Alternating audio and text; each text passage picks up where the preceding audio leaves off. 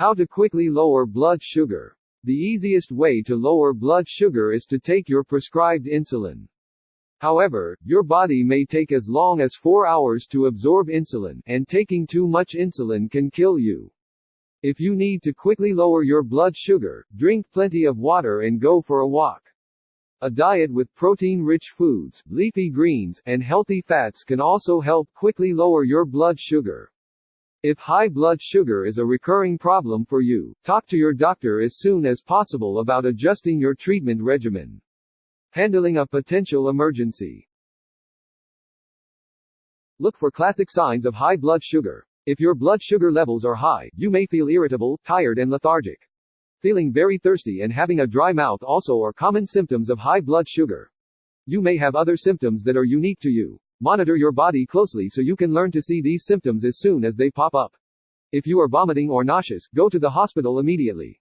These may be signs of extremely high blood sugar that could put you at risk of diabetic ketoacidosis, sometimes called a diabetic coma. You may have other symptoms that are unique to you. Monitor your body closely so you can learn to see these symptoms as soon as they pop up. If you are vomiting or nauseous, go to the hospital immediately. These may be signs of extremely high blood sugar that could put you at risk of diabetic ketoacidosis, sometimes called a diabetic coma. Record your blood sugar. If you notice symptoms of high blood sugar, test your blood sugar and write down the result along with the date and time. You also may want to record other details that could help you determine the cause of your high blood sugar. For example, if you just finished eating a big meal, that could be responsible for your increased levels of blood glucose. Check for ketones. Diabetic ketoacidosis is a temporary complication for type 1 diabetics and can also affect those with type 2 diabetes, though more rarely. It can cause significant physical damage or even death if it remains untreated. If you have type 1 or type 2 diabetes, keep a box of ketone test strips on hand so you can test your urine. As a general rule, if you have diabetes and your glucose is 250 mg per deciliter or higher, you should also check for ketones. If you have ketones in your urine, contact your doctor immediately or go straight to the hospital. Rinse 8 greater than. As a general rule, if you have diabetes and your glucose is 250 mg per deciliter or higher, you should also check for ketones. If you have ketones in your urine, contact your doctor immediately or go straight to the hospital. Drink 2 glasses of water. Water in and of itself doesn't lower your blood sugar, but it may help rehydrate your body, a complication of ketoacidosis, and may generally make you feel better. Drink 1 glass right after the other. Drink steadily, don't chug. After the first glass, assess how you feel. Don't keep forcing yourself to drink water if you feel queasy. Sports drinks can help balance your electrolytes and lower your blood sugar, but make sure you get a sugar-free version or your blood sugar will only increase. Water also can help flush out ketones, but be careful. Talk to your doctor if at all possible before you drink water if your urine showed the presence of ketones. Drink steadily, don't chug. After the first glass, assess how you feel. Don't keep forcing yourself to drink water if you feel queasy. Sports drinks can help balance your electrolytes and lower your blood sugar, but make sure you get a sugar-free version or your blood sugar will only increase. Water also can help flush out ketones, but be careful. Talk to your doctor if at all possible before you drink water if your urine showed the presence of ketones.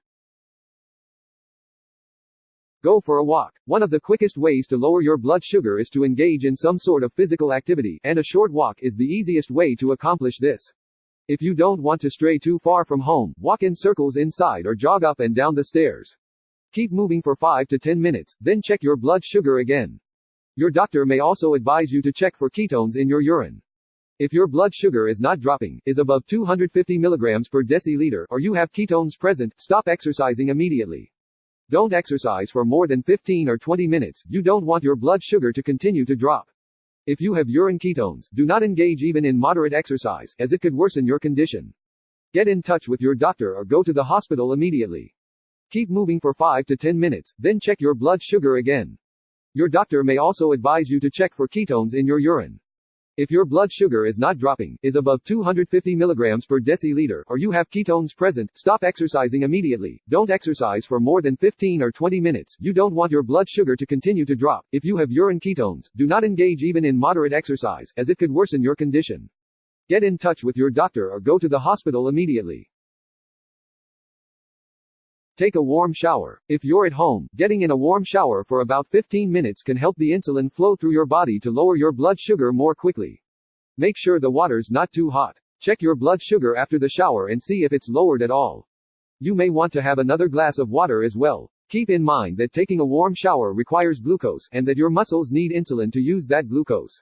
That means that if you don't have enough insulin at the moment, your blood sugar level could actually increase. Check your blood sugar after the shower and see if it's lowered at all. You may want to have another glass of water as well. Keep in mind that taking a warm shower requires glucose, and that your muscles need insulin to use that glucose. That means that if you don't have enough insulin at the moment, your blood sugar level could actually increase. Talk to your doctor. If water, walking, and a warm shower haven't brought down your blood sugar to an acceptable level, call your doctor as soon as possible and let them know what's going on. Your doctor may want to bring you in for more tests or adjust your medications or treatment plan. Make sure you carefully document every instance of high blood sugar. If your diet and exercise aren't to blame, you may need a different medication to help control your blood sugar. Your doctor may want to bring you in for more tests or adjust your medications or treatment plan. Make sure you carefully document every instance of high blood sugar. If your diet and exercise aren't to blame, you may need a different medication to help control your blood sugar. What can someone do to lower their blood sugar if they do have this slightly elevated? Well, if you're not already doing a low-carb diet, do a low-carb diet. Stop eating. Besides the keto aspect. Right. So, if in the short term, acutely, exercise raises glucose right after exercise, but over the long term, regular exercise helps control glucose and it helps bring glucose down. So that's one thing if somebody is not already exercising. Proper sleep. People kind of don't realize how important sleep is for healthy glucose regulation. When you don't sleep enough, the hormone cortisol is, chronically high. Other stress hormones are chronically high to keep you awake and to give you enough energy. But one of the ways that these hormones keep you awake is by flooding your body with glucose. Now, when your cortisol is high like that, when you don't sleep enough, your glucose isn't going to be as high as if you were eating a lot of carbohydrate, but it's going to be higher than it would be if you were getting healthy sleep. So that's one thing. And again, going with the stress response, learning to manage your stress. If you're one of these people that's always in that, fight or flight mode and always raring to go, and that will also keep your sugar higher than it would be. And there's some supplements that seem to help people. Chromium. Chromium is very good for blood sugar control. Some people take alpha lipoic acid. I have not personally had good experiences with alpha lipoic acid, but some people find that helps. So there's some other supplements. Berberine, they call berberine herbal metformin.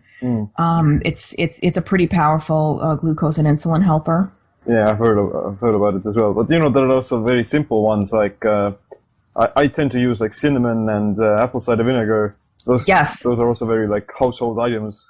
Everyone. Yeah, vinegar is actually a surprising little hack. Yeah, true. To raise and it'll actually raise your ketones. I mean, I don't test blood, but I test my urine now and then, and vinegar will turn those strips a little bit darker. Is it because of the slight alcohol content, or? I think it's actually because vinegar. How do I explain? Vinegar does something that actually lowers insulin a little bit. And if your insulin is a little bit lower, your ketones might be higher. Wow. Definitely one of those very cheap but powerful things. It is. I recommend for people to use, make homemade vinaigrette, get a good olive oil or avocado oil, be generous with the vinegar. And you don't just have to put it on salad. I mean, I like a good thick vinaigrette on a pork chop or a steak. I mean, that's kind of like a sauce. Yeah. What about fasting? It's also one of the natural, most healing aspects to lower blood sugar. What do you think about fasting? I think fasting is great for some people. Some people should not fast. If you're underweight, I don't recommend fasting. I find you have to be intelligent about fasting, because I find a lot of young, healthy, lean, athletic females wanting to fast because they read about it or they see it on Instagram or something and they think they should fast, and they do terribly. Mm-hmm. You know, they have no energy, they become anxious, depressed, they lose their period, like all this bad stuff happens. Because if you fast, you also have to eat properly too. You can't just starve yourself, and unfortunately that's what those girls do. Mm-hmm. They fast so much, and during the periods of time where they are eating, they're not consuming enough food to make up for all the fasting and their exercise and the stress, and they just kind of start breaking down. Fasting can be very effective. And some people, though, during a fast, you may see your blood sugar go up and down, and that's normal.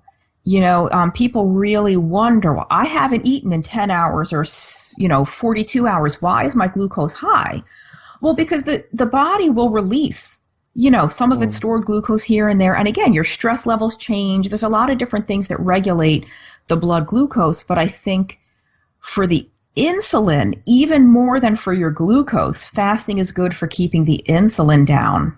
When you're tired and you don't have enough energy, what happens? You get clumsy, you make mistakes you don't normally make, you're not your same, your mood is different. So what do we think happens when the brain itself doesn't get enough energy? It's going to make mistakes, it's going to get clumsy. Alzheimer's disease really is a fuel crisis. It's an energy shortage in the brain.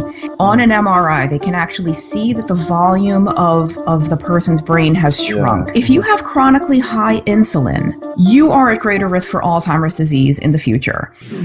Where's your duffel bag?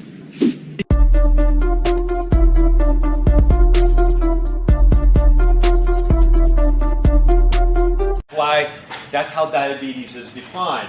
But we always want to go back to the way to assess the stages of high blood sugar.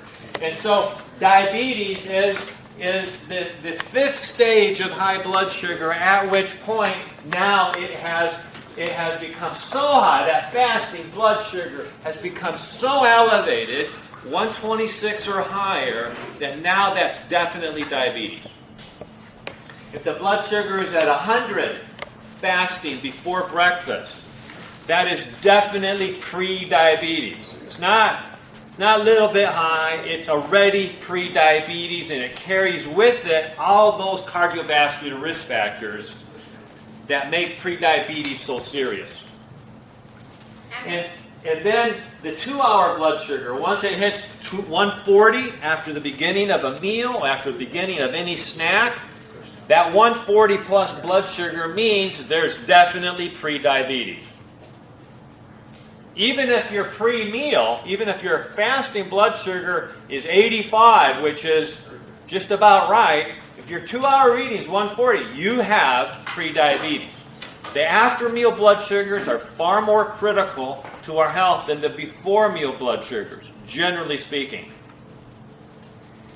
And that is why it is critical that we monitor our after-meal blood sugars. Many individuals who've had diabetes from 1 year to 20 years have been in the habit of just checking their fasting blood sugar. Now that's valuable information, but it is not nearly as valuable. It's nowhere near as valuable as checking the blood sugar after the meal. And so I encourage you to use the standard 2 hours after the beginning of the meal. If you have pre-diabetes, use 1 hour after the meal. If your diabetes is getting better and better and better, and your 2-hour blood sugars start getting closer to 120, 110, then switch to 1 hour, because 1 hour is going to be more sensitive for you. But always write in your book, in your where you're monitoring, where you're logging the information. Always write whether it's a 2 or a 1, or if your standard is 2, just leave it. But if you can't check it at any other time, write down the difference so you can compare effectively. Blood sugar is almost always going to be higher at 1 hour than at 2 hours. Almost always. So really the optimal fasting blood sugars that we're shooting for is somewhere between 70 and 84. Now that's assuming you're not on a medicine. If you're on some medicine, you don't want to be shooting for optimal. You just want to be shooting for getting under stage 3, under the 100 fasting blood sugar or pre-meal blood sugar, and under the 140. That's what you want to shoot for if you're on medicines. Of course, the better you do while on medicines, that means we got to do what? We got to start cutting back on your medicines. That's a good thing. And the medicines aren't there for life. They're there to help control your blood sugars until you can get on a better system. That's really the way it should be. Until you get on a better system that works, dealing with the actual cause of the problem, and not just forcing your body to handle the blood sugar more effectively. Because that doesn't work long term.